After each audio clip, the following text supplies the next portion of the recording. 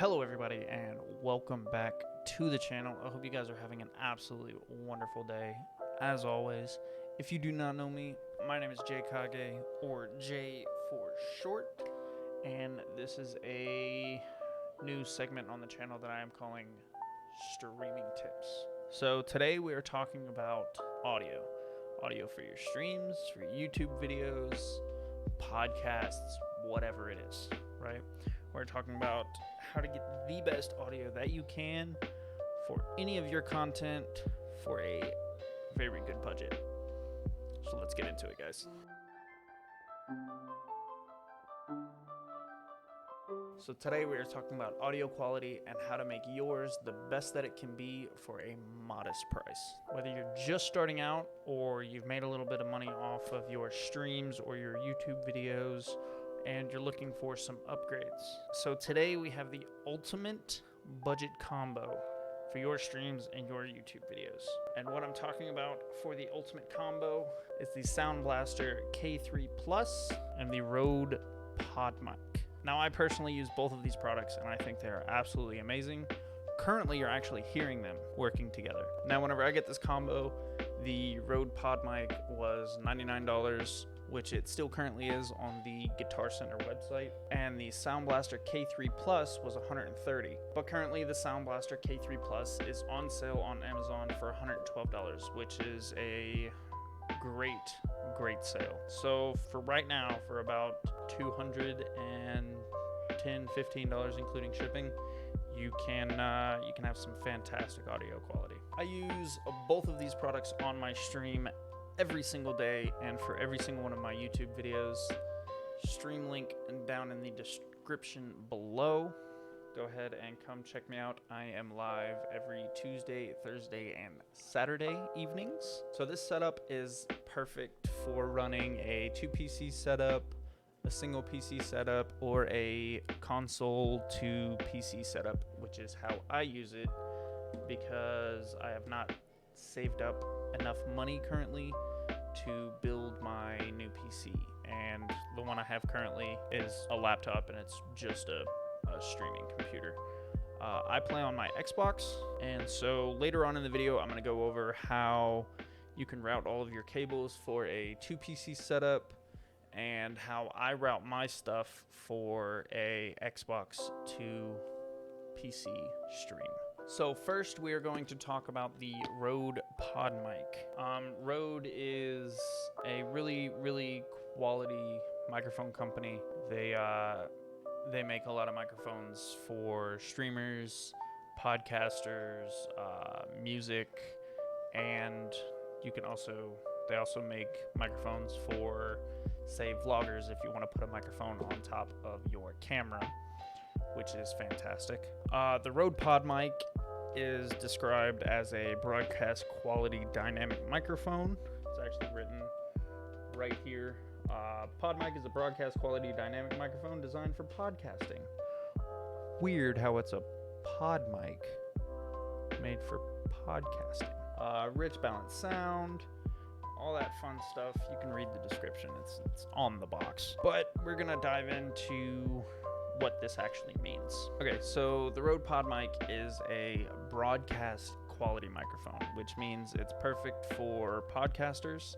And one of my favorite podcasts that I like to watch sometimes is the Misfits podcast.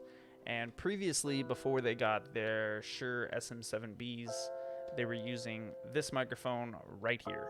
If you watch their podcast with Pokimane, they're all using the Rode PodMic.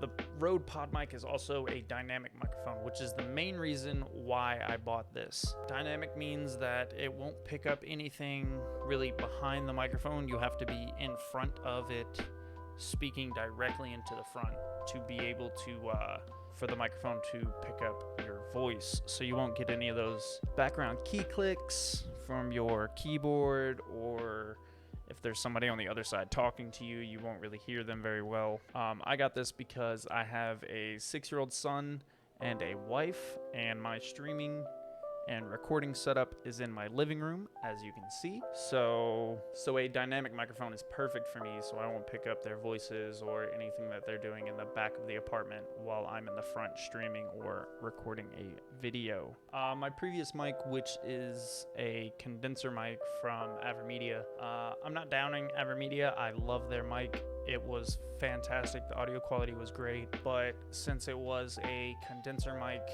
it picked up a whole lot of that background noise. So anytime I was recording or streaming, my son was in the background playing his games, yelling at Fortnite as he does. It picked up every bit of his voice coming through the house. So you could hear that in all my previous streams and recordings. The PodMic has a internal pop filter and a internal shock mount, which is fantastic because for most microphones, whenever you buy them, you need to buy, if you want to mount it to an arm, like I have mine mounted, you would have to buy a shock mount and a pop filter to make them sound their best. But with the internal pop filter, it doesn't really pick up a lot of those plosive noises, which is like those P's and anything that really pops while you're talking. And it also has the integrated shock mount, which is like this right here, so that whenever you're like hitting your desk or something, it will cut down on those noise vibrations. And without having to buy those, it actually makes it a much cheaper option so that you don't have to buy all these extra pieces of equipment for your microphone to sound the best. You can just take this right out of the box, plug it into your audio interface, and hit the go live button or hit the record button, and you're good to go. Speaking of audio interfaces, the next thing that we're going to talk about is the Sound Blaster K3 Plus. For any XLR microphone like this one is, you will need some sort of audio interface, also widely known as a audio mixer. And one of the top ones on the market and most popular by streamers is the Go XLR. The Go XLR is a fantastic piece of equipment. Would I like to have one? Sure, why not? If the people that make Go XLR are seeing this, hi, send me one if you don't mind. But the Go XLR and the Go XLR Mini are pretty expensive. With this whole pandemic going around and the wild amount of price gouging happening right now, the Go XLR Mini is on Amazon right now for $499, and for the full version, the full Go XLR, it is $839 currently. Usually the Go XLR Mini is about $250, and the normal Go XLR is right around $500.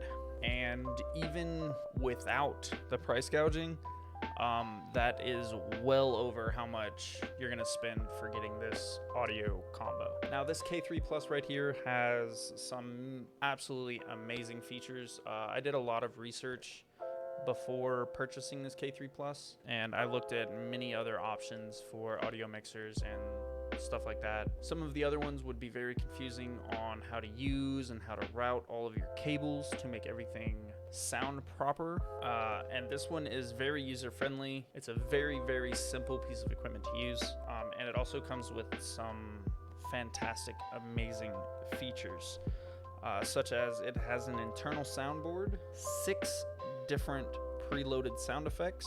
The K3 Plus also has a reverb effect with 9 separate options for reverb. The K3 Plus also has a 24-key auto-tune feature, phantom power for any of the higher end XLR microphones or headsets that would need phantom power. Usually people would use, say, a Cloud Lifter or something like that for, say, the Rode Podcaster Pro mic. Something like that would need phantom power, but all of that is built directly into this K3 Plus. There are 2 separate XLR inputs on the front. So if you are somebody that has, say, 2 people in your stream and you want 2 separate microphones, or you're a podcaster that has live guests come onto your show, you wouldn't have to just use one microphone. You can plug 2 in and mix them together, and it would sound great.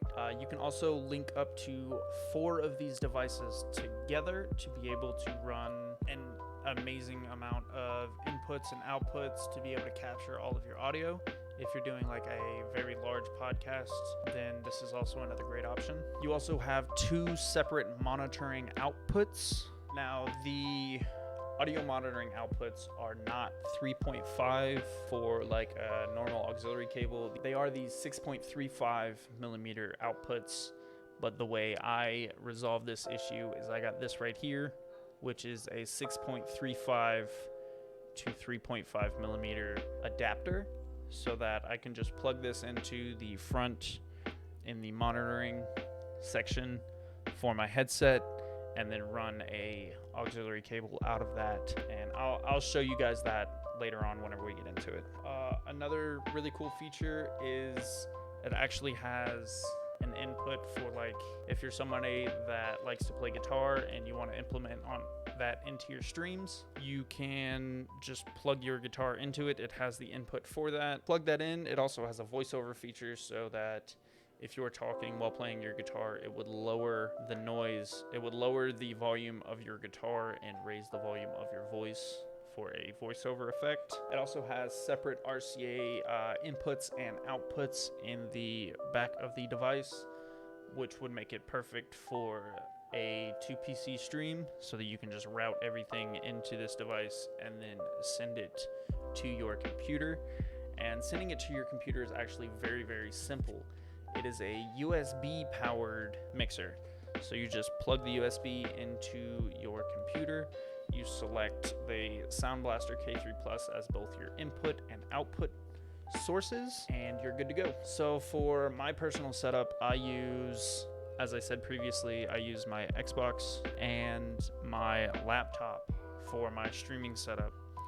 So now we're going to go over how I have all of my cables routed for my personal stream, and also how you can route in 2 PCs to this and have all of your audio be very, very simple to take care of. Now we are going to discuss how I route my audio personally, about each and every one of these dials and like what they do, and all of the I/O that is on the front and the back of this. On the back here, we have RCA inputs for line in, RCA inputs for line out, a mobile I/O for input and output, and we have a ground. I've never used this, and I have not used these yet, but I feel like these would be perfect for setting up a 2PC stream. So you would just pretty much run the cables from the back of your PC and put them into the line in, and it would mix everything together. On the front of this, we have our 2 XLR microphone inputs, which I am occupying one with our Rode PodMic currently. We have our input for our instrument, and we have our 2 audio monitoring outputs, which this is the adapter that I was talking about for you guys. So on the front, on the face of this right here, we have our mixing and monitoring. So monitoring on and off means that we monitor our voice, and then we monitor our effects on and off to be able to hear them coming out of our output here. This is also our mixing. So mixing would mean if you had, say, an instrument in here or 2 inputs for your microphone, you can mix them together and you can mix in the effects with that as well. Over here we have our effects board. So this is for our reverb and auto tune, major and minor, reverb on and off, and our soundboard select.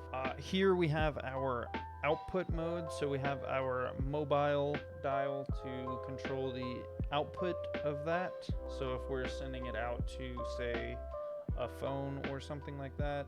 And then these are our 2 dials for our 2 audio output ports in the front. I use this one, and usually it's about halfway, so that I can hear my alerts and my music that is playing in my stream.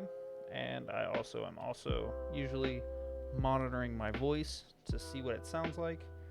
And then that comes through here, and it is routed into my Astro Mix Amp here. So we have our monitoring out right here, and it's running into the 3.5 millimeter jack, which I then plug into the auxiliary input on the front of my Astro Mix Amp.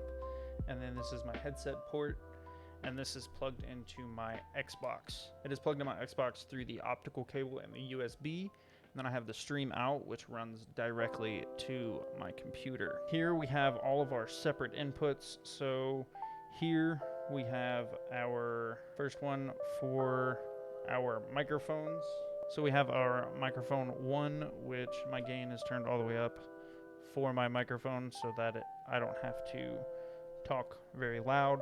This is for either your instrument or your separate microphone. I don't use it since I don't have that. These are for your bass and treble. I don't mess with those so that I get a clean audio sound.